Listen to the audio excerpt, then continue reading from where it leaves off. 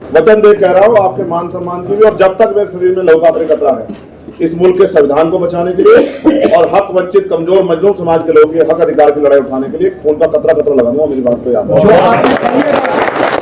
जो बात आपने कही है उस पे खरा उतर के दिखाना। इससे पहले भी बहुत लोग आए और ऐसे भाषण बहुत अच्छे अच्छे देके गए, लेकिन अब खड़े होकर दिखाना ये इस बार नहीं, अगली बार के लिए भी आपका यही होगा।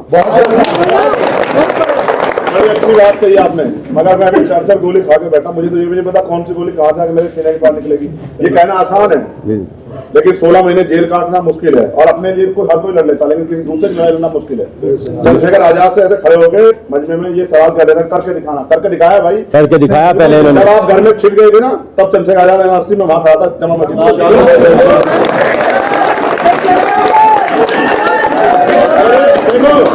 मुझे आप ये कह दो कि चंद्रशेखर आप और भी कुछ भी कह दो, लेकिन मेरे किरदार पे कोई उठाता, ये मुझे बर्दाश्त नहीं। कोई बात नहीं, देखो मेरी बात सुन लो, बताओ मुझे ईमानदार से बताओ, कभी अब मैं तो भाई कह रहा हूँ ना, मैंने करके दिखाया है, करके दिखाया। एक मिनट सुन लो मेरे भाई, सुन लो, मैं बहस नहीं करना चाहता, आपसे भी नहीं, किससे नहीं करना चाहता, मैं तो उनसे भी नहीं कर रहा हूँ जिन लोगों ने मुझे धोखा दिया, उनसे भी नहीं कुछ कह रहा हूँ बेचारों से।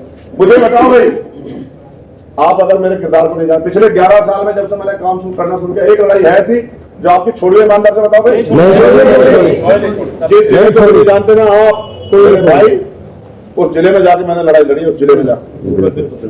लेकिन चंद्रशेखर भाई, आज आप लड़ाई लड़े, इलेक्शन पहली बार लड़े ना, तो ऐसे लोग आपके साथ जुड़े। मैंने क्या कहा? आपके साथ भी ऐसे करेंगे? क्या कहा? छोड़ दो ना मेरे, ये चुनावी लड़ाई है नहीं ना, ये मेरी जंग है। जंग है, सही है, जंग है, जंग, क्योंकि इस मुल्क में कुछ बचा ही नहीं। आप आगे की कहां की बात कर रहे हैं? इसी बार के बाद निपट लेना। अगर आप पे ताकत नहीं बनी तो ये ताकतवर लोग आपको कुचल लेंगे। मेरी बात को आप ऐसे लेना। ए भैया, जवाब नहीं दे पाओगे। सुख सुविधा की राजनीति करने वाले बहुत है। मैं सड़कों पे कहीं को लड़ता हूँ? क्या मेरा कद कम है? मैं यहाँ खड़ा हूँ, आप हल्के में ले रहे हो।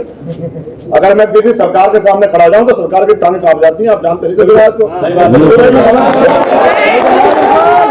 केंद्र की सरकार को 2 अप्रैल 2018 को शाम तक झुका दिया था मेरे साथियों, और दिल्ली में जो गुरु भट्ट उठा था, 5 लाख लोग तैयार करके सरकार के नाक में नकेल गिर गया था। ऐसा इसलिए रहूंगा क्योंकि मुझे लड़ाई लड़नी है, ये मेरी लड़ाई है, और मैं आपको अलग नहीं मानता। अलग मानता तो किसी चिट्ठी पत्र के बाद जाता पे कि आ जाओ। मैं तब जाता हूँ जहाँ कोई नहीं जाता, मैं वहां जाता हूँ जहाँ मेरे जरूरत है, तो बिना बुला जाता हूँ। बताओ, जाता हूँ नहीं जाता? सही बात मेरे भाई, काश में नेता होता, सच कह रहा हूँ, काश में नेता होता तो फिर मैं इतने मुकदमे लगवा के सड़कों में धूल फाँक रहा था।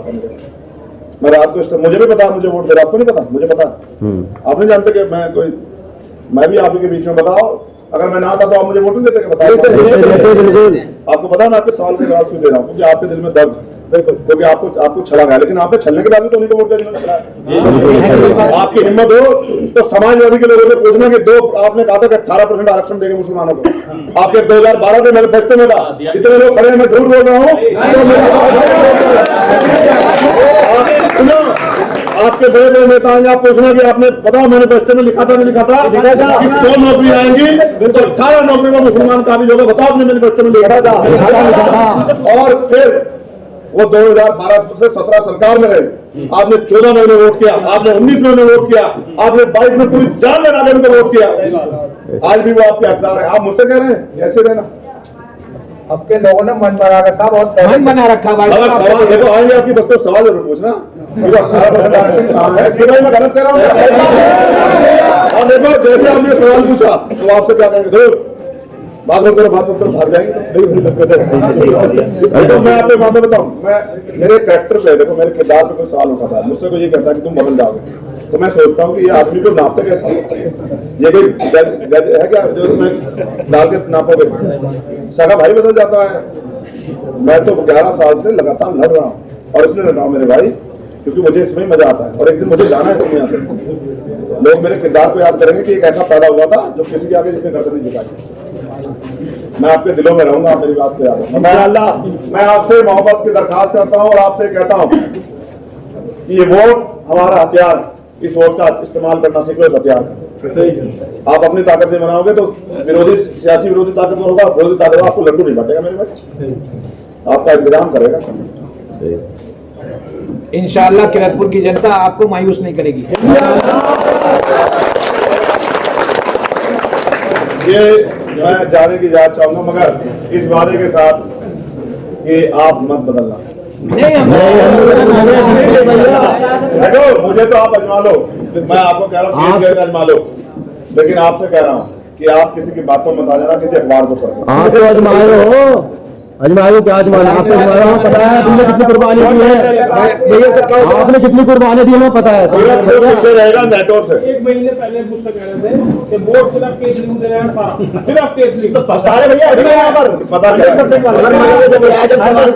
वो बहुत से लोगों को नहीं पता था, इन्होंने सवाल करा तो उन्होंने जवाब दिया, लोगों को पता तो लगा।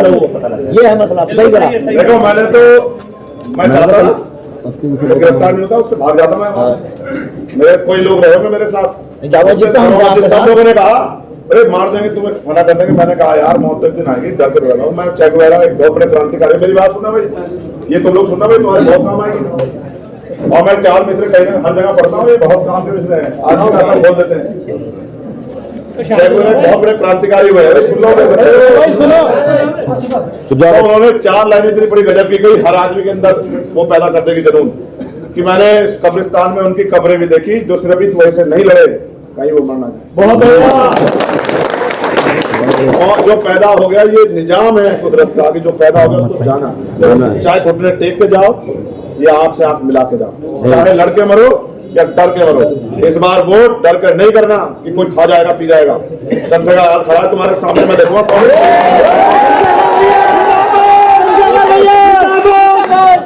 डट के करना कि पोलिंग परसेंटेज इतना हो कि ये जो इनसे मुकाबला है ये हमसे कोसों कोसों दूर हमें छू भी ना पाए।